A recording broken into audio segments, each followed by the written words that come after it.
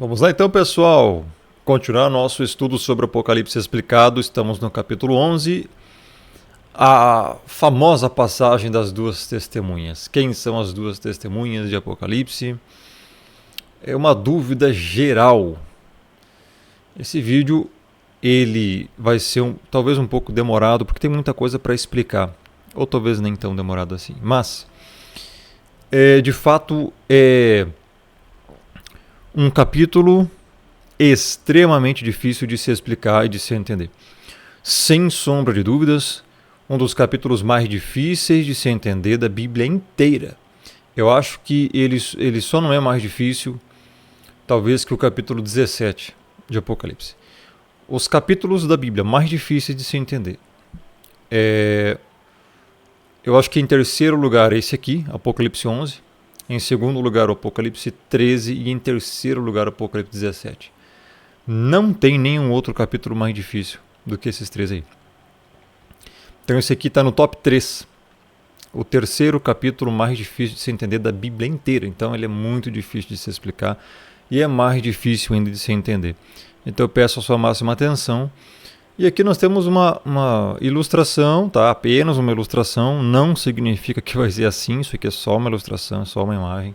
Para remeter à questão da água tornando em sangue, né? Porque ali no capítulo diz que estas duas testemunhas vão ter poder para fazer as águas, transformar a água em sangue, não fazer chover durante os tempos da sua profecia, ou seja, os 42 meses últimos, né, finais, e também que sai fogo da sua boca. Esse fogo da boca, eu creio que não seja literal, tá? Do contrário, a gente teria literalmente essa cena aqui, como se fosse de um filme, dos profetas do Criador assim, lançando fogo pela boca e matando pessoas. Então, eu particularmente não creio que isso seja literal. Tá? Então, e o que torna muito mais difícil a interpretação. Também temos a questão do templo, e nós vamos vir aqui agora então. Então, Apocalipse 11, verso 1 diz assim: Foi-me dado um caniço semelhante a uma vara, foi dado isso a João, tá, o apóstolo João. E também me foi dito: dispõe-te e mede o santuário de Deus e o seu altar e os que naquele adoram. Mas deixa de parte o átrio exterior do santuário e não o meças, porque foi ele dado aos gentios, estes por 42 meses calcarão aos pés a cidade santa. Darei às minhas duas testemunhas que profetizem por 1260 dias, vestidas de pano de saco. São estas as duas oliveiras, os dois candeeiros que se acham em pé diante do Senhor da terra. Se alguém pretende causar-lhes dano, sai fogo de sua boca e devora os inimigos. Sim, se alguém pretender causar-lhes dano, certamente deve morrer. Elas têm autoridade para fechar o céu, para que não chova durante os dias em que profetizarem. Têm autoridade também sobre as águas para convertê-las em sangue, bem como para ferir a terra com toda sorte de flagelos, tantos ou tantas vezes quantas quiserem. Voltou para cima aqui. O mouse está com problema. Vamos descer. Aqui, verso 7. Quando tiverem então concluído o testemunho que devem dar, a besta que surge do abismo pelejará contra elas e as vencerá e matará. Verso 8. E o seu cadáver ficará estirado na praça da grande cidade, que espiritualmente se chama Sodoma e Egito, onde também o seu Senhor foi crucificado. Nós vamos ver depois que isso aqui seria uma alusão à própria Jerusalém. Tá? Verso 9. Então, muitos dentre os povos, tribos, línguas e nações contemplam os cadáveres das duas testemunhas por 3 dias e meio, e não permitem que esses cadáveres sejam sepultados. 10. Os que habitam sobre a terra se alegram por causa deles, realizarão festas e enviarão presentes uns aos outros, porquanto esses dois profetas atormentaram os que moram sobre a terra. Verso 11. Mas depois dos 3 dias e meio, um espírito de vida, vindo da parte de Deus, neles penetrou, e eles se ergueram sobre os pés, e aqueles que os viram sobreveio grande medo. E as duas testemunhas ouviram grande voz vinda do céu, dizendo-lhes: subi para aqui. E subiram ao céu numa nuvem, e os seus inimigos as contemplaram. Naquela hora houve grande terremoto, e ruiu a 10ª parte da cidade, e morreram nesse terremoto 7.000 pessoas, ao passo que as outras ficaram sobremodo aterrorizadas e deram glória ao Deus do céu. Só até aí. Então, uma passagem com muitos detalhes extremamente simbólicos, muito difícil de chegar numa conclusão plena. Então a gente vai trabalhar aqui com bastante texto também, correlato, e não tem como não conjecturar algumas coisas, porque a Bíblia não dá a resposta de quem são de fato essas duas testemunhas. Então a gente só pode interpretar como a gente puder, sem exagerar, obviamente, e sem atribuir uma falsa interpretação, falsos conceitos. Então vamos lá. Foi-me dado um caniço semelhante a uma vara. Isso aqui foi dado a João nesta visão, lembrando que é uma visão que João está tendo do Apocalipse. Aqui é um interlúdio em meio às tantas catástrofes que já aconteceram, que a gente já abordou nos capítulos anteriores aqui, dessa mesma playlist. Caniço, semelhante a uma vara, seria como se fosse uma vara de medir, para medir a distância. E também foi-me dito, dispõe-te, ou seja, coloque-se à disposição e mede o santuário de Deus, o seu altar e os que naquele adoram. Pois bem, nós temos aqui algumas referências em Ezequiel 40, Ezequiel 41, Ezequiel 42 e Ezequiel 43 sobre um tipo de santuário. O detalhe é que, se a gente for trazer isso aqui para a nova aliança, nós entendemos que hoje o santuário, o templo, não é mais de pedra. É o corpo da igreja. Isso está em 1 Coríntios 3 e 1 Coríntios 6. Não sabeis que sois santuário de Deus e que o Espírito de Deus habita em vós? E 1 Coríntios 6. Também aqui perto do finalzinho. Acaso não sabeis que o vosso corpo é santuário do Espírito Santo, que está em vós? Então, meu irmão, o verdadeiro santuário hoje é o corpo dos eleitos. Voltando então para Apocalipse 11. Então, entretanto, nós temos aqui uma ordem dada a João para ele medir o santuário, o seu altar e os que naquele adoram. Mas deixa de parte, ou seja, a parte separado, não meças, o átrio exterior do santuário e não o meças, porque foi ele dado aos gentios. Estes por 42 meses calcarão aos pés a cidade santa. Você só tem duas interpretações aqui. Primeiro, e eu não estou dizendo que é verdade, seria uma construção de um terceiro templo em Jerusalém e que por 42 meses, ou seja, 1260 dias, povos que não são eleitos estariam lá, nesse templo, cometendo algum tipo de heresia, sei lá o que, paganismo, sei lá o que, blasfêmia até mesmo. Uma outra interpretação é que o santuário, na verdade, é o corpo dos eleitos, onde o Espírito habita.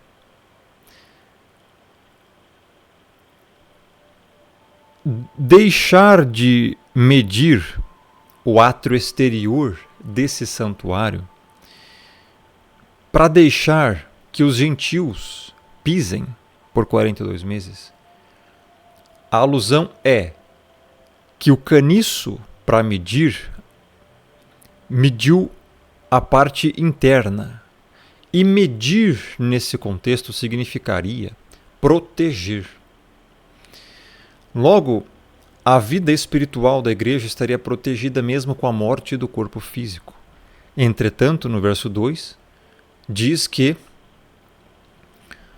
o átrio exterior, ou seja, uma alusão à carne, o externo da nossa vida, seria dado aos gentios para cumprir as profecias do martírio da igreja durante a tribulação. Só existem essas duas interpretações. E o que é mais interessante é que esses 42 meses é exatamente o tempo que a besta vai reinar e vai perseguir a igreja. Tá? Só que aqui fala que eles calcarão aos pés a cidade santa.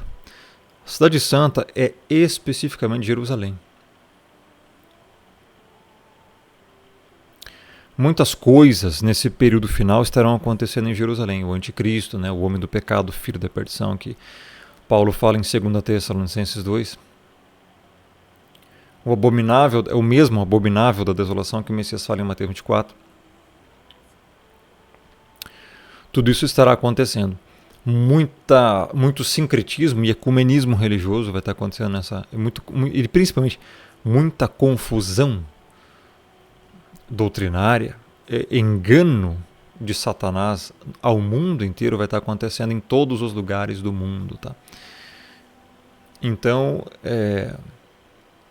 quando é dito aqui, dado os gentios, você vê que o povo de Israel nesse momento vai estar bem. Vai estar sendo muito atacado. Parece que os ímpios aí tomarão conta, né? Então só existem essas duas interpretações. Aqui em Ezequiel 40 vai tratar de umas questões sobre a cana de medir ali. Aqui em Ezequiel 41 está falando do templo, né? Aqui outra vez, em Ezequiel 42, depois disto, me fez sair para o átrio exterior, para o norte, me levou às celas que estavam para o norte, opostas ao edifício, na área separada. Comprimento, eles medem aqui. Ou seja, alguns entendem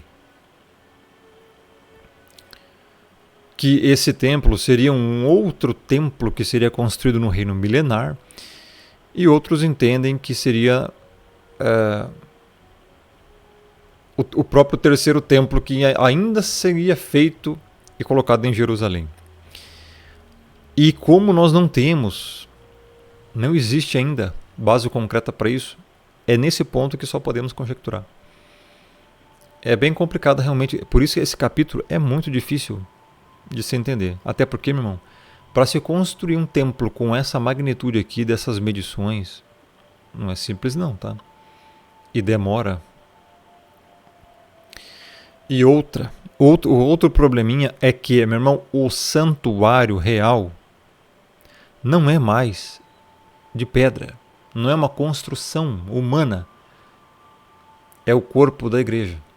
Esse é o templo do Espírito. Por isso que isso aqui pode estar fazendo uma alusão ao mesmo tempo que uma tipologia. Verso 3. Darei as minhas duas testemunhas que profetizem por 1260 dias.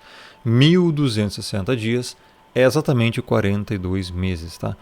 42 meses são 3 anos e meio. Esses 3 anos e meio são os 3 anos e meio finais da grande tribulação. Vestidas de pano de saco. O que significaria isso? Primeiro, quem seriam as duas testemunhas? Eu vou falar isso aqui depois no verso 4, porque é a mesma alusão a duas oliveiras e candeeiros. Então, 1260 dias. É exatamente o tempo que a besta, o anticristo, vai perseguir a igreja. Durante a tribulação. São os 3 anos e meio finais e não os iniciais. Vestidas de pano de saco. Isso aqui é uma expressão para dizer que são vestes purificadas, né? São vestes que evidenciam arrependimento, né?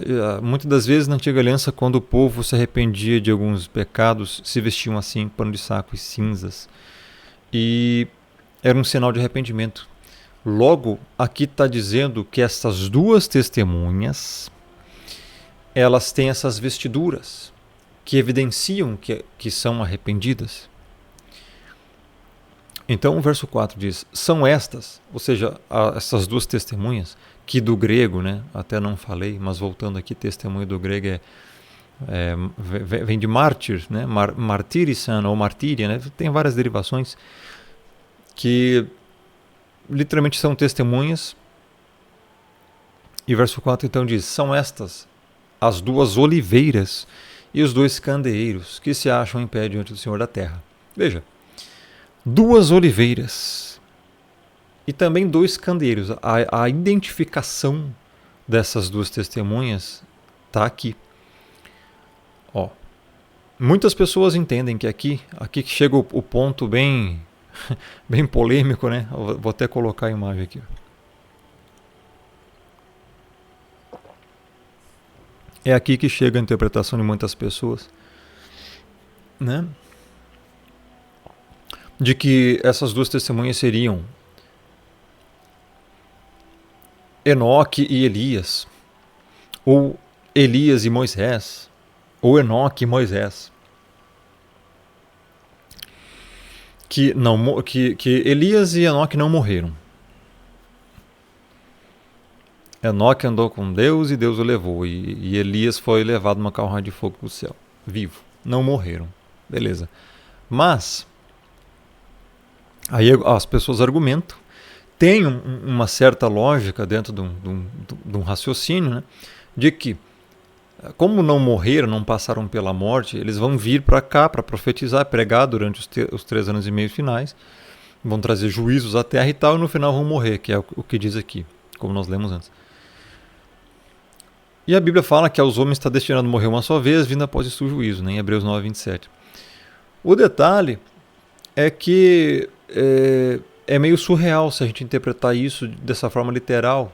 Isso seria trazer exatamente essa alusão aqui, essa ilustração aqui. 2 homens, 2 profetas, seria 2 profetas que saem fogo da boca literal e matam pessoas. Então, tem um pequeno problema aqui, que é o seguinte. Por que simplesmente João não disse aqui que eram Elias e Enoque? Não disse. Elias e Moisés, ou Enoque e Moisés, também não disse. Também não fala fala 2 oliveiras, 2 candeeiros, 2 testemunhas. Então, o que nós entendemos que são oliveiras, meu irmão? Veja, oliveiras, até onde eu lembro, a Bíblia não trata pessoas como oliveiras e nem candeeiros como pessoas. A gente viu em Apocalipse 1 o que são os candeeiros. Candeeiros, nós temos uma ilustração aqui, ó, em Apocalipse 1. O Messias, ele fala aqui, ó, no meio dos candeeiros estava o Messias. E o que são os candeeiros? Está aqui no último versículo. Quanto ao mistério das 7 estrelas que viste na mão direita e aos 7 candeeiros de ouro. As 7 estrelas são os anjos das 7 igrejas. E os 7 candeeiros são as 7 igrejas. Então, candeeiro... Por que candeeiro seria igreja? Porque um candeeiro é um local onde você coloca uma luminosidade, uma vela ou algo do tipo para queimar, para segurar a luz, para propagar a luz. O Messias é a luz, a igreja está levando a luz ao mundo, que é o Messias, entendeu? Por isso candeeiros, igreja. Por isso que o Messias fala lá em Mateus 5, vós sois a luz do mundo, que faz parte, interligada espiritualmente com o próprio Messias. O mundo está em trevas, a igreja leva a luz. Por isso candeeiro. Então você encontra em Apocalipse 11, darei, aqui eu imagino que é o próprio Criador falando, darei as minhas 2 testemunhas que profetizem. Aqui nós temos uma ilustração então que estas 2 testemunhas, que são as mesmas 2 oliveiras, que são os mesmos 2 candeeiros, profetizem, ou seja, preguem por 1260 dias. Logo, essas 2 testemunhas, que a gente ainda não sabe, literalmente, se é Elias e Enoque, ou, enfim, Elias e Moisés, ou Enoque e Moisés, a gente não sabe se é isso ainda, A gente não sabe se é isso aqui, que serão enviados esses dois. Fato é que, de alguma forma, essas duas testemunhas, duas oliveiras, dois candeiros, pregarão o evangelho durante a grande tribulação. Final ainda, no tempo final. Mais uma prova de que a igreja ainda estará na terra durante a tribulação. Por quê? Olha só.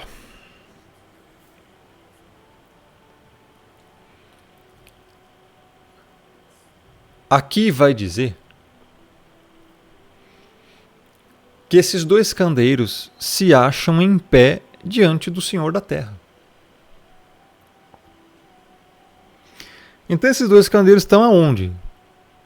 Estão no céu? Mas como, cara? Se eles vão ter que profetizar aqui por esse período? E, aqui no verso 5, vai dizer que as pessoas vão tentar prejudicar essas duas testemunhas. Então essas duas testemunhas logicamente estarão na terra. Se alguém pretende causar-lhes dano, alguém quem? Pessoas aqui da terra. Sai fogo de sua boca e devora os inimigos.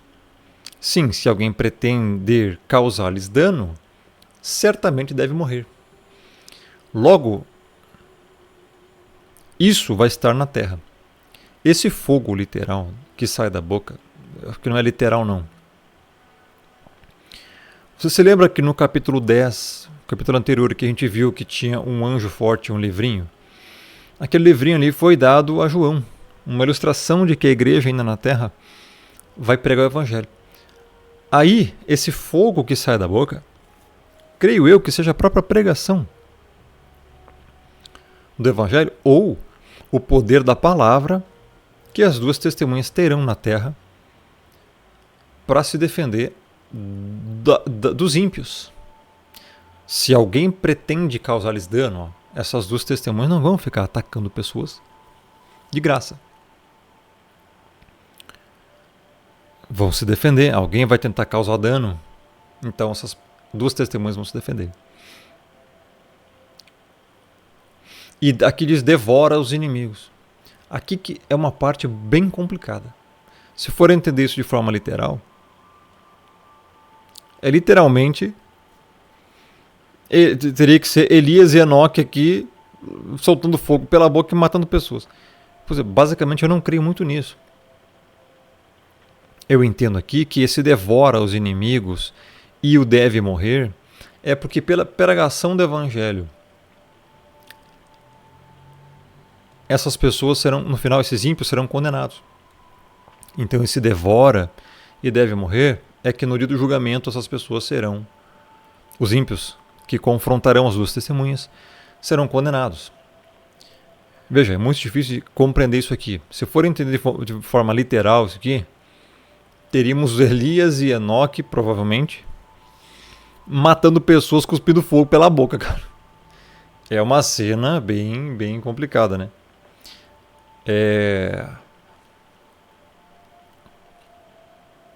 Verso 6.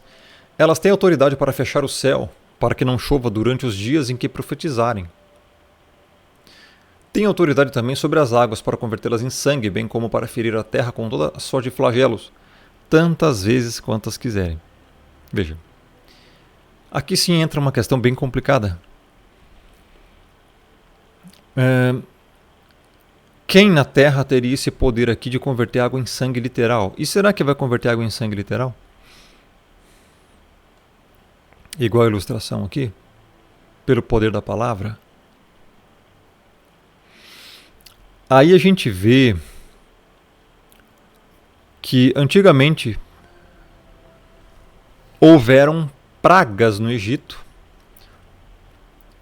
Moisés estava liderando. Moisés, Antigo Testamento, morreu, né? Com o tempo depois. Mas ele estava lá e as 10 pragas do Egito atingiram o Egito. E uma das pragas era que a água ficou em sangue.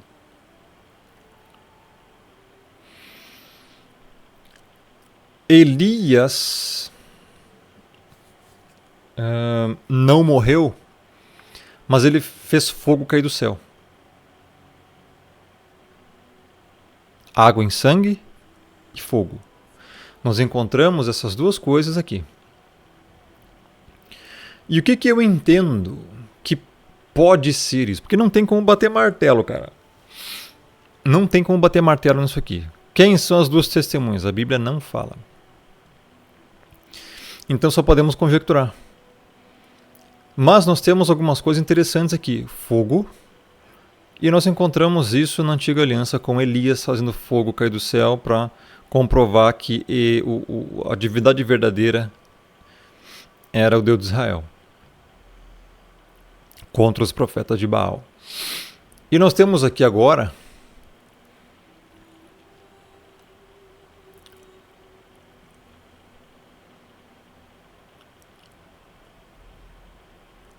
convertê-la a água em sangue. Isso que aconteceu na época de Moisés. E nós também temos aqui essa parte aqui, para que não chova durante os dias que profetizarem. E se eu não me engano foi Elias que disse, que ele falou, segundo a minha palavra, que não chova, e não choveu. Logo, nós temos aqui uma ilustração do que, pessoal? Não é necessariamente Elias e Moisés, mas... Por quê? Por que não pode ser Moisés aqui? Que vem para a terra, literalmente.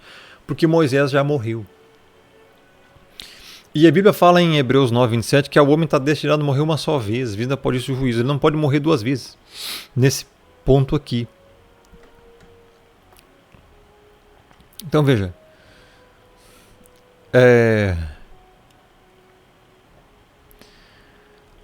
Aqui que entra uma interpretação mais voltada a uma base de Taná, que seria o quê? As duas testemunhas, que são as duas oliveiras, e os dois candeiros, aqui, seria uma alusão a o povo de Israel e a igreja, a antiga aliança e a nova aliança, o Antigo Testamento e o Novo Testamento. Ou seja, o povo de Israel eleito ainda na terra e a igreja também eleita ainda na terra. Vão continuar pregando. Tá? Vão continuar pregando a verdade. E a alusão aqui desses fatos de não fazer chover, pode ser que realmente façam não chover, e converter água em sangue. Converter água em sangue é Moisés, Antigo Testamento. Aquele que falou para não chover foi Elias. Só que Elias não morreu, Moisés morreu. Quem é que não vai morrer até a volta do Messias? Alguns da igreja. Está lá em 1 Tessalonicenses 4:15, 17, ou seja, um tipo da igreja glorificada que vai ser transformada e não vai morrer. E Moisés morreu, ou seja, todo o povo de Israel que já morreu na antiga aliança. E também até há pouco tempo. Logo, tem essa comparação dessas duas testemunhas. Seria o que, então, basicamente, nessa interpretação? Você só tem duas interpretações. Ou é Elias e Enoque, que vai vir para pregar, ou é os eleitos de Israel e os eleitos da igreja dos gentios. Tanto os judeus eleitos quanto os gentios eleitos. São as únicas interpretações que tem aqui. Tá? Só que aí chega nessa parte bem complicada. Então, como assim que esses judeus eleitos e os gentios eleitos também, que são salvos, eles vão ter poder para ferir a terra com toda sorte de flagelos, tantas quantas vezes quiserem? Tem autoridade sobre as águas. Essa é uma grande dúvida, né? Então, literalmente, são textos extremamente difíceis. Se a gente traz isso aqui para o literal, a gente então vai ter essa cena aqui.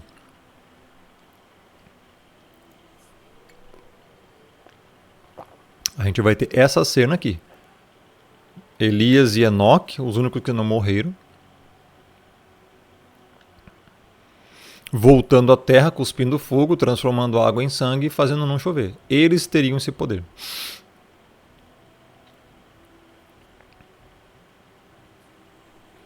Ou então, é simplesmente uma referência a judeus eleitos e gentios eleitos no tempo do fim. Que talvez por orações, talvez vai ser dado algum poder no final para orarem e fazer acontecer isso aqui que está descrito aqui. Só que, na verdade, isso aqui que vai acontecer aqui, ó, é o próprio Criador com as taças que vai acontecer. Então, sabe, é uma coisa dificílima de se entender, pessoal. E aqui, ó, verso 7, então. Quando tiverem então concluído o testemunho que devem dar, a besta que surge do abismo pelejará contra elas, essas duas testemunhas, e as vencerá e matará. Besta. O anticristo, o homem do pecado, o filho da perdição e o seu sistema, seu império, seu reino, vão perseguir essas duas testemunhas. Quem você vê sendo perseguido durante a tribulação? A igreja. Judeus e gentios eleitos. Então, é interessante, né? A besta que surge do abismo, né? Aquela que foi ferida à espada e reviveu. Vencerá e matará. A igreja vai ser morta durante a tribulação.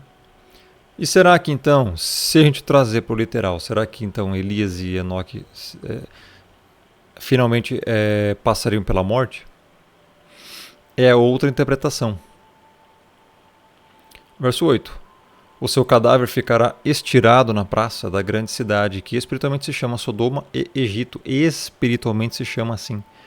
Porque Jerusalém hoje se corrompeu demais, né?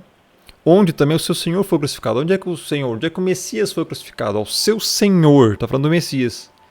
Então o povo eleito de Israel continua sendo servo do Messias. O seu Senhor foi crucificado. Só que espiritualmente se chama Sodoma e Gomorra. Sodoma e Egito. Sodoma e Gomorra já é um termo gravado no córtex, né? Sodoma e Egito. Por que Sodoma e Egito? É uma alusão à perversão, à corrupção que infelizmente ali o povo se deixou levar. E o povo, já há muito tempo, né, pessoal? Isso é antigo já, isso não é novidade para ninguém. Desde a época de Moisés, quando Moisés subiu no Monte Sinai para receber as tábuas, o povo lá já estava adorando o bezerro de ouro. Sabe, sempre houve essa questão. O Criador sempre chamou seu próprio povo, um povo de dura serviço. Então,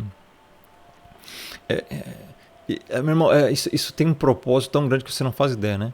Prova o amor do Criador pelo seu povo, prova a paciência do Criador em sempre ir lá e voltar e buscar o seu povo, fazer o povo se arrepender. Por isso que nós vimos no vídeo anterior, aqui no capítulo 10, os anjos, todos os seres celestes se prostrando e adorando o Criador de todas as formas. Por quê? Porque por causa daquela multidão que estava no céu, aquela multidão que aqui na terra era pecadora, digna da condenação. Então o Criador ele prova o seu amor para conosco enviando o seu Filho para morrer. É um atributo muito grande, cara. Então, o seu cadáver ficará estirado na praça da grande cidade. Então, aparentemente, ou a igreja, ou eleitos judeus e eleitos gentios, porque são duas testemunhas, são dois candeeiros, são duas oliveiras. Os judeus messiânicos são testemunhas? São. A igreja gentil são testemunhas? Sim. Oliveira trata-se de uma planta com raiz, com galhos, com folhas. Aí você vê lá em Romanos também a ilustração dos ramos enxertados. o Messias, a raiz e tudo mais. Os judeus ali também. E aí você vê os dois candeeiros. Mesma coisa. Então tudo indica que é isso. Então será que aqui vai ter a perseguição a judeus eleitos e a gentios eleitos? A igreja verdadeira? E aí vão matar. A besta vai matar. Ou seria a alusão que vai matar esses dois homens, esses dois profetas? Só dá para conjecturar aqui, tá? Verso 9. Então muitos dentre os povos, tribos, línguas e nações contemplam os cadáveres das duas testemunhas por 3 dias e meio e não permitem que esses cadáveres sejam sepultados. Veja. Eu creio que 3 dias e meio aqui são literais. Todos os povos do mundo vão contemplar. Provavelmente isso aqui vai ser televisionado. Muito provavelmente. Cadáveres aqui eu creio que é algo literal. Vamos fazer uma perseguição tal aqui, meu irmão, à igreja e aos judeus, muito grande. Nesse período aqui. Aqui é um período bem final da tribulação já, porque esses 3 dias e meio são os últimos 3 dias e meio finais da história, antes da volta do Messias, tá? Tá aqui, ó, verso 10 vai dizer: os que habitam sobre a terra se alegram por causa deles, porque morreram. Realizarão festas e enviarão presentes uns aos outros, porquanto esses dois profetas atormentaram os que moram sobre a terra. Então, aparentemente, se esses profetas aqui são Elias e Enoque, ou se é a igreja em si, composta de judeus eleitos e gentios eleitos, eles vão pregar o evangelho durante a tribulação, vão anunciar a verdade, vão dizer que o anticristo é um carrasco, vão dizer que tal fulano lá é o anticristo, vão acusar. Inclusive, eu sou um que vou fazer isso. Eu sou um que já estou confessando aqui, meu. Tá? No que o anticristo aparecer, eu vou falar. Então, provavelmente tudo isso vai causar o ódio às pessoas. Por quê? Porque as pessoas vão seguir a besta mesmo. A Bíblia fala que a terra inteira se maravilhou seguindo a besta. Está lá em Apocalipse 13. Nós vamos ver depois. E vão gostar do sistema da besta, cara. Vão. A besta vai dar o que as pessoas querem. Só que tem uma grande armadilha ali, como sempre. E os despertos de verdade, os eleitos, a igreja, vai entender isso aí pelo discernimento espiritual e vai falar contra todo o sistema. Por isso vão ser perseguidos e odiados pelo mundo inteiro. Por isso as pessoas vão se dar presentes umas às outras, vão se alegrar, porque nesse momento aqui, bem no final, a igreja vai ser duramente assassinada. Verso 11. Depois dos 3 dias e meio, um espírito de vida vindo da parte de Deus neles penetrou, e eles se ergueram sobre os pés, e aqueles que os viram sobreveio grande medo. Aqui uma ilustração à ressurreição da igreja. No final da tribulação, cumprindo assim o arrebatamento, a glorificação da igreja. Grande medo vai vir aos ímpios, porque os ímpios vão ver a igreja sendo glorificada e arrebatada aos céus, meu irmão. Por isso vão ficar com grande medo, coisa que nunca viram na vida. Tá? Ó, o espírito de vida vindo da parte de Deus, meu irmão, é a própria glorificação e ressurreição. Todos os corpos mortos de todo mundo, que já morreu inclusive há muito tempo, vai ser ressuscitado, glorificado. Muita luz vai ter aqui. Terão glória, por isso vai ter muito medo das pessoas. Verso 12. E as duas testemunhas ouviram grande voz vinda do céu, dizendo: subi para aqui, e subiram ao céu numa nuvem, e os seus inimigos as contemplaram. O arrebatamento da igreja aqui, meu irmão. O arrebatamento da igreja. Isso aqui está em Mateus 24, isso aqui está em 1 Tessalonicenses 4 e 1 Coríntios 15, 51 e 58. Exatamente isso aqui. Então, subiram, é o arrebatamento. Suba para cá, arrebatamento. A voz vinda do céu. Quantas vezes a gente encontra na Bíblia? Mateus 24, em outras passagens também. A voz como de trombeta e em 1 TS 4. É isso. A ordem para o arrebatamento. E os inimigos vão ver. Aí já tarde demais, hein? Naquela hora houve grande terremoto. E ruiu a 10ª parte da cidade. E morreram nesse terremoto 7.000 pessoas. Ao passo que as outras ficaram sobremodo aterrorizadas e deram glória ao Deus do céu. Ou seja, esse terremoto aqui é o grande terremoto final. Creio eu que esse terremoto é o mesmo que nós vimos lá em Apocalipse 6. Aquele grande terremoto que vai acontecer, que vai colapsar o domo. Porque até então ainda vai ter domo, mas aqui já não. Com esse terremoto, o domo vai colapsar. Aqui que as estrelas vão cair do céu, vai acontecer muita coisa. Esse grande terremoto aqui vai ruir a 10ª parte. Não, peraí, 10ª parte dessa. Deixa eu só ver uma coisa aqui. 7º anjo tocou a trombeta. Aqui já é o final. Ó, meu irmão, olha o que o 7º anjo diz. Aqui o Messias já volta. Então veja, tudo bate certinho.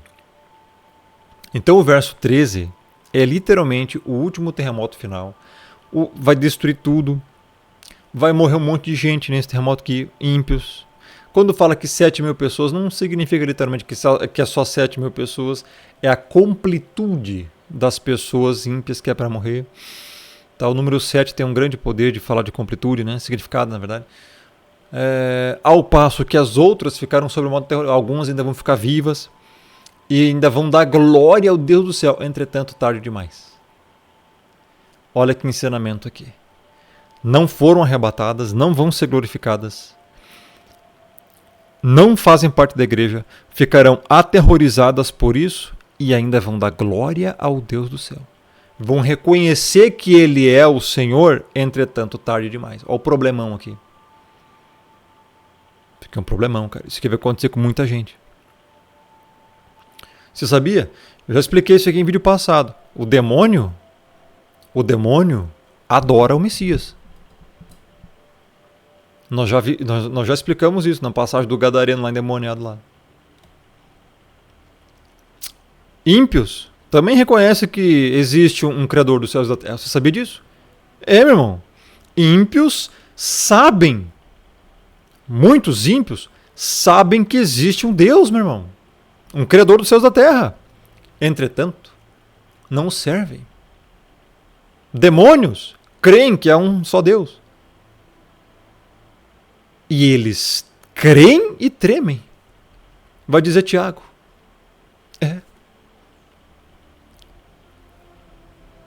O negócio meu irmão, isso aqui é a importância de servir. Eu pergunto, você serve ao Criador?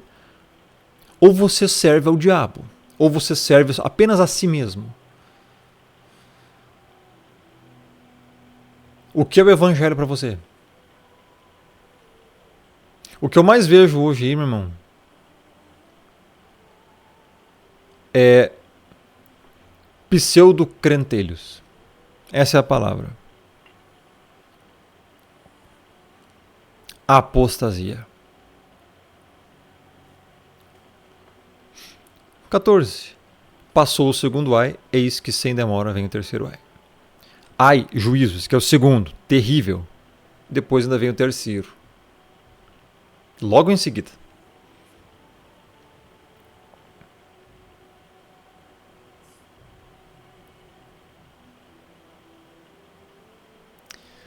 Então no próximo, olha só, cara, nossa, é exatamente isso.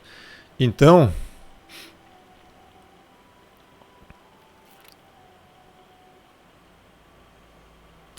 Interessante, né? Bem complexo, muito difícil de se entender muitas passagens que estão aqui, mas é mais ou menos isso. Se você gostou desse vídeo, deixa o joinha, deixa o like, isso ajuda muito no engajamento, é de graça. Link para a playlist completa, primeiro comentário fixado no topo, junto com o meu Telegram, vai para lá, Romulo Malasquim no Telegram. Me siga no Instagram também, Romulo Malasquim. E até o próximo vídeo, onde a gente vai falar sobre o segundo ai. Tá, o segundo juízo aí, que vai acontecer logo depois disso aqui. Aqui já vai ser o final mesmo de tudo. Abraço, até a próxima, que Deus abençoe.